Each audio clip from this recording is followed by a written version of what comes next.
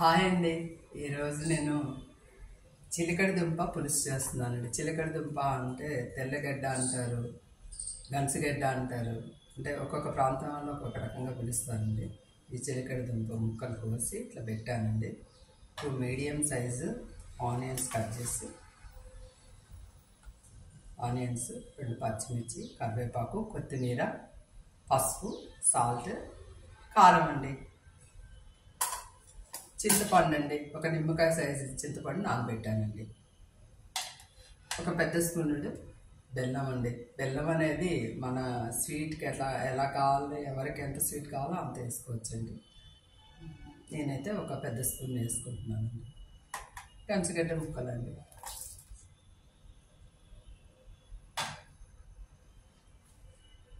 Stove వెలిగిస్తానండి.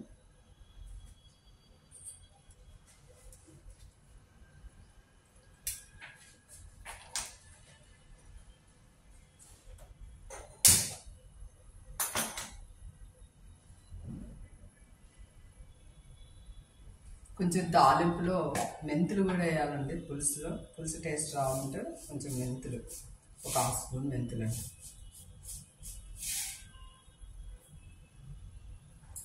నూనె 2 spoons వేసానండి. పులుసులో కొంచెం ఆయిల్ ఎక్కువ పడుతుంది.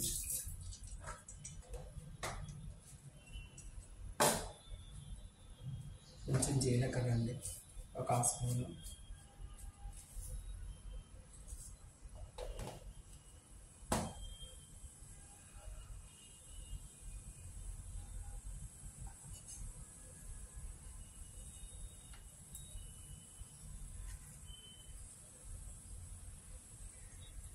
ఆనియన్స్ వేస్తున్నాను.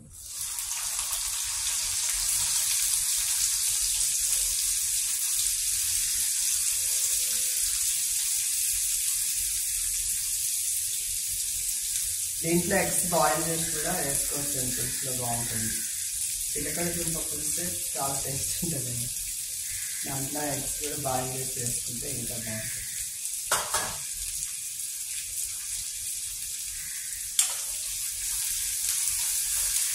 పులుసులో ఆనియన్స్ ఎక్కువ పడతాయండి. ఆనియన్స్ పులుసు కూడా దగ్గరగా ఉడకబెట్టి పులుసు చాలా బాగుంటుంది. ఆ పులుసు వారం రోజులు కూడా ఉంటుందండి.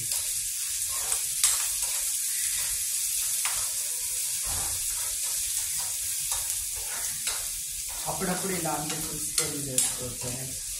ఇది నేను చేసుకున్నానని మీకు చూపిద్దామని చేస్తున్నాను.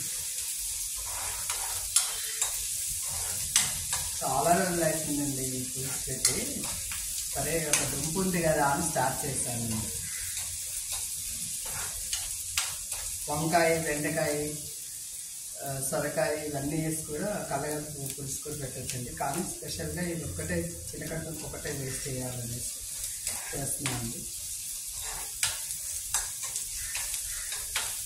ఆనియన్స్ కొంచెం brown colour, light brown colour వచ్చే వరకు వేయించాలండి.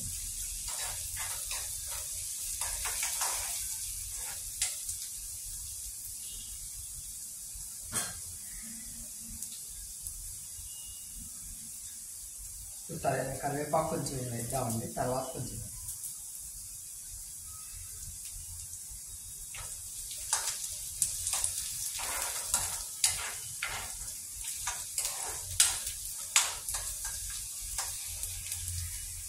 కొంచెం సాల్ట్ వేద్దామండి.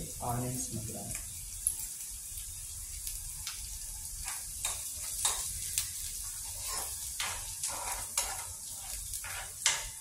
సిమ్లో పెట్టి వేయించుకుంటే టేస్టీగా ఉంటుందండి.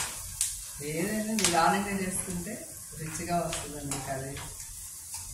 హై పెట్టేస్తే అప్పుడు కర్రీ టేస్టే ఉండదండి.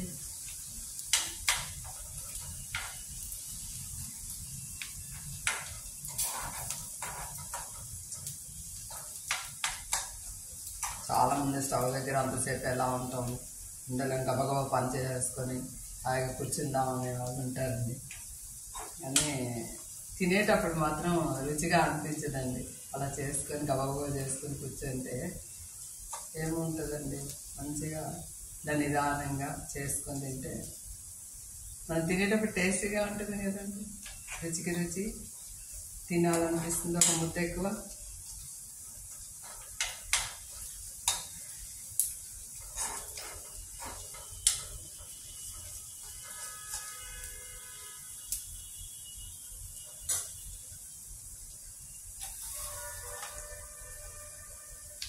ముక్కలు ఇలా కట్ చేశానండి. మన ఇష్టం, ఏ సైజ్ అయినా కట్ చేసుకోవచ్చండి. నేనైతే ఈ విధంగా కట్ చేసుకుని లైట్గా ఉప్పు వేసి నీళ్ళలో కట్ చేసి ఇట్లా పెట్టుకున్నాను. కలర్ చేంజ్ అవుతుంది కదా, బ్లాక్ అవుతుంది చిలకడ దుంప. కట్ చేసి అట్లా బయట పెట్టేస్తే నలుపు వచ్చేస్తుంది అన్నమాట. అందుకని వాటర్లో వేసాను.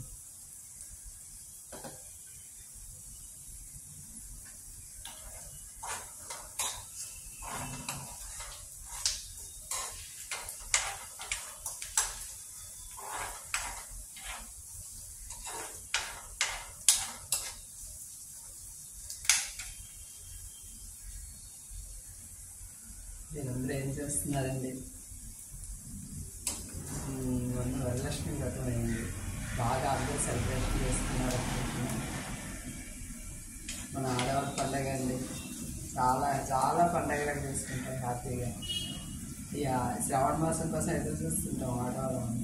గోల్డ్ బట్టలు ఇవే కదండి మనకి ఇష్టమైనవి.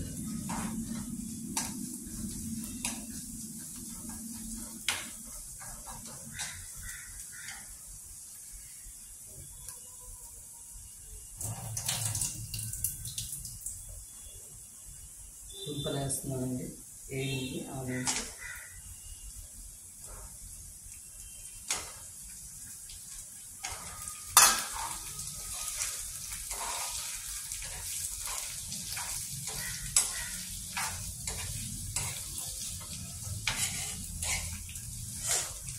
కొంచెం పసుపు, 1/2 స్పూన్ పసుపు.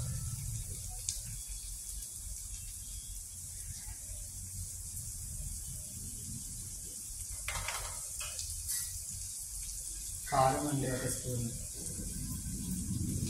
పులుసులోకి కారం ఎక్కువ పడుతుందండి, కారంగానే ఉండాలి కదా, ఎందుకంటే పులుపు వేస్తాం కదా చింతపండు.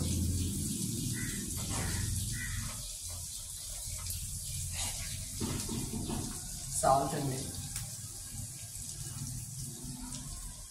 కల్లుప్పు అండి, పిక్చర్ సాల్ట్ అంటారు కదా అదే. ఒక నిమిషం ఇట్లా వేయించిన తర్వాత చింతపండు తీసుకు కోసేయాలండి.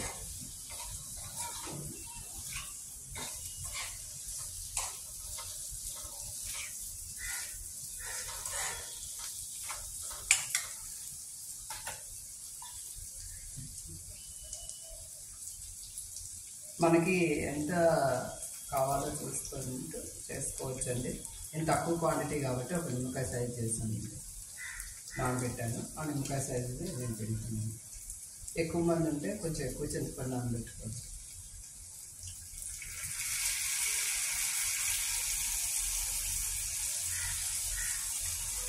బాగా మరగాలి కదండి, కొంచెం ఎక్కువ వేసి బాగా దగ్గరికి వచ్చే వరకు తీయాలండి.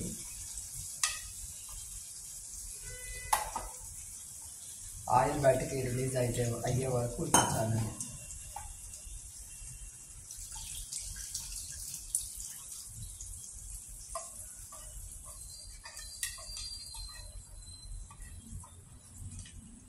వాతావరణం చాలా వేడైపోయిందండి, అసలు ఉండకపోతున్నాం వేడికి.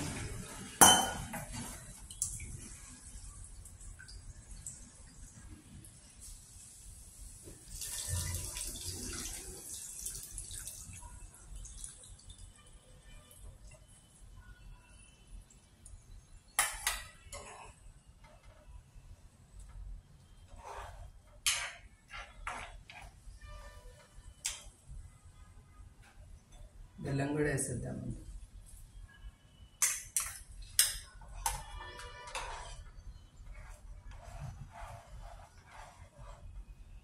దింపే ముందు కొత్తిమీర కొంచెం కరివేపాకు వేద్దామండి. బాగా మరిగిన తర్వాత కొంచెం వేస్తానండి.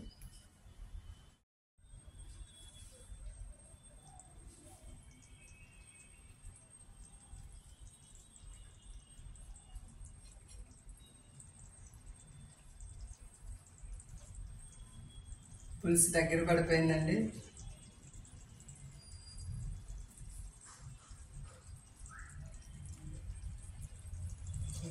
ఆయిల్ కూడా బయటకు వచ్చేసిందండి. ఇలా దగ్గరికి రావాలండి పులుసు, బాగుంటుంది టేస్ట్. కొత్తిమీర కరివేపాకు వేసేస్తున్నాను.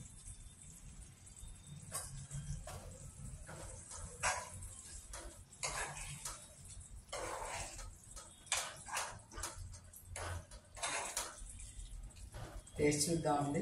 సాల్ట్, షుగర్ సరిపోయిందండి. బెల్లం వేసానండి, కొంచెం సాల్ట్ పడుతుందండి లైట్గా.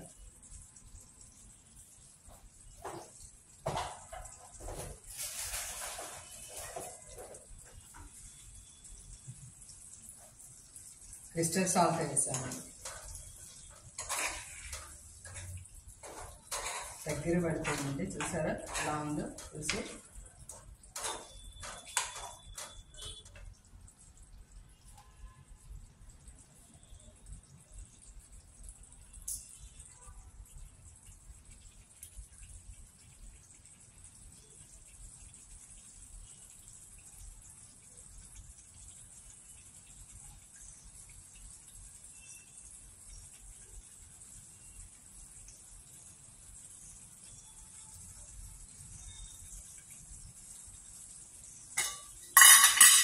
బౌల్లోకి తీసేద్దామండి. రెడీ అయిపోయింది. స్టవ్ ఆఫ్ చేస్తున్నాను. సూపర్ ఉందండి.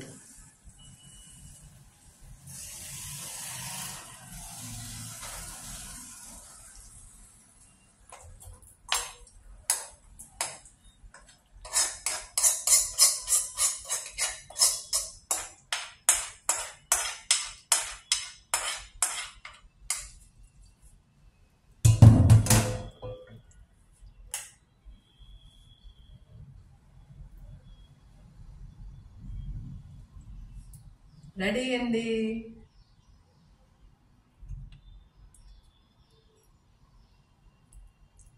చిక్కగా ఇలా ఉండాలండి, కర్రీ టైప్లో ఉంది. లూజ్ కావాలంటే లూజ్ దింపుకోవచ్చండి, మన లిక్విడ్ ఎట్లా కావాలంటే అట్లా చేసుకోవచ్చు, మన ఇష్టం. ఇలా బాగుంటుంది, నాకు ఇష్టం ఇట్లా చిక్కగా. ఓకేనండి, చేసుకోండి, తినండి హ్యాపీగా. నన్ను ఆదరించండి, లైక్ చేయండి. ఓకేనండి, ఉంటానండి.